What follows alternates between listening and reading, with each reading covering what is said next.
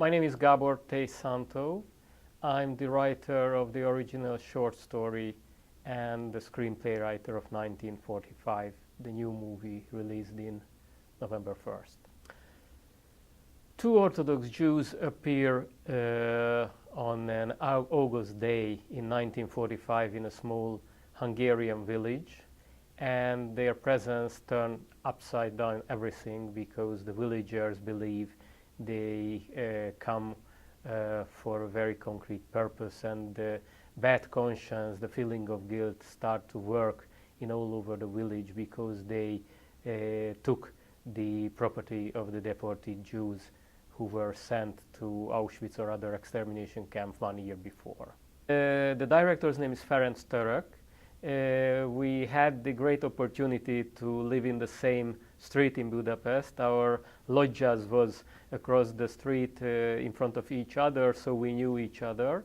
And when I came out with that story more than 12 years ago, I went to him with the idea to make a film from it, because I felt it's a very it's a story that can be filmed, and it's very film views in the story. So he realized it is a real good material, and it was a very new thing for him, this after effect of the Holocaust, the situation in 1945, which was a unique situation, because most of the readers or film viewers know what happened in the time of the Second World War, in the time of the Holocaust. They know what happened after the communist dictatorship, but almost nobody knows what happened in between.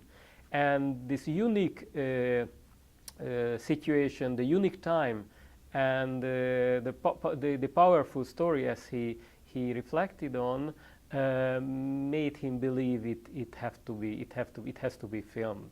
His very first reaction was, well, it is a Western, which was interesting for me because I saw the story from inside. I saw the story within a European framework, a Central European framework, but not from this form. And he realized it is a form in a Western, and I think he used the tradition of Western, the filmography, for finding the style of this movie. So we create a very unique mix from the European movie style and the Western movie style. The film was shot in 3 places in Hungary. One was a railway station far from Budapest. The other was a place where long trees were along a road near Kalocsa. It's a small city. And the third one was in a place in Hungary where old type houses were served in a skanzen. I don't know the exact word in English for it, but it was an artificial village, and it was very interesting for me that we were looking for a Jewish cemetery for one scene. And I got pictures on Budapest cemeteries from the crew, and I told them, wait, it's a very, very city-like cemetery. We need a real village cemetery, old, small village cemetery. And I sent them photos on Hungarian villages, from Hungarian villages. And at the end, we didn't get a chance to shoot in that original scene in the Budapest cemetery. So they had to build a cemetery for the movie, and it became so perfect that I was very much appreciated with it. I wrote the screenplay with the help of the director. It was my very first screenplay, and we were very happy because we got a very good reaction from Hungary, and we got a lot of prizes in Europe, in Israel, and in the US in different festivals. So it was really, really a positive, shocking for us that we touch a topic that became very important for all over the world, for those who went to see the movie, that was sold till now to 25 countries. they were professional actors, but from different type of theaters and different types of movies. Mainstream actors, former player of blockbusters. The main character in the film got more than 20 kilos to get a bigger body, and shaved his hair completely to become a real mafia type of boss of a Hungarian village at that time.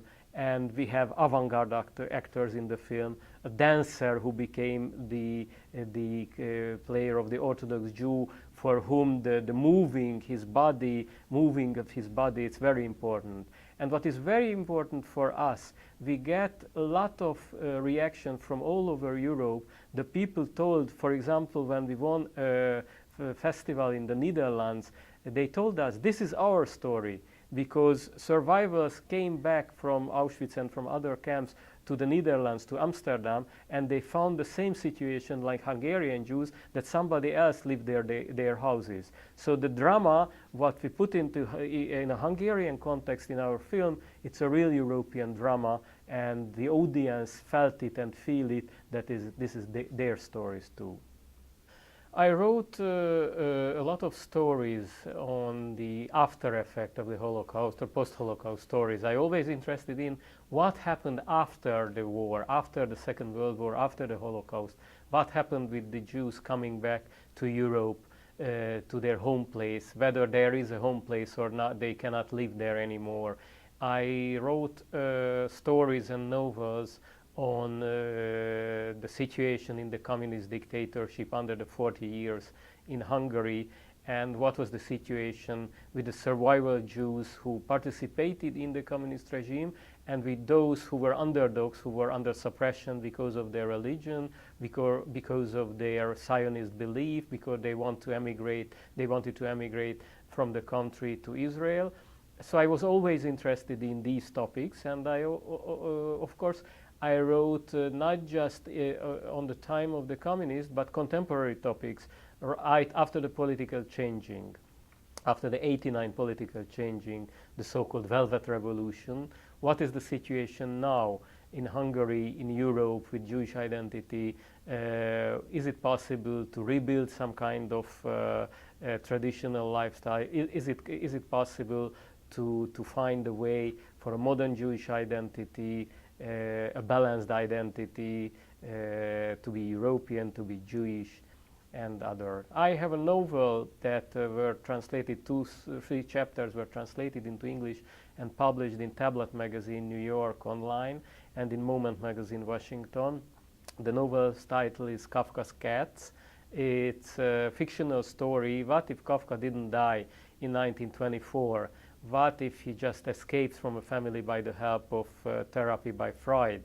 And it is a fictional story of his afterlife, Kafka's afterlife, and an investigative novel by a contemporary writer, literary professor, who tries to figure out whether this story on Kafka afterlife is true or not.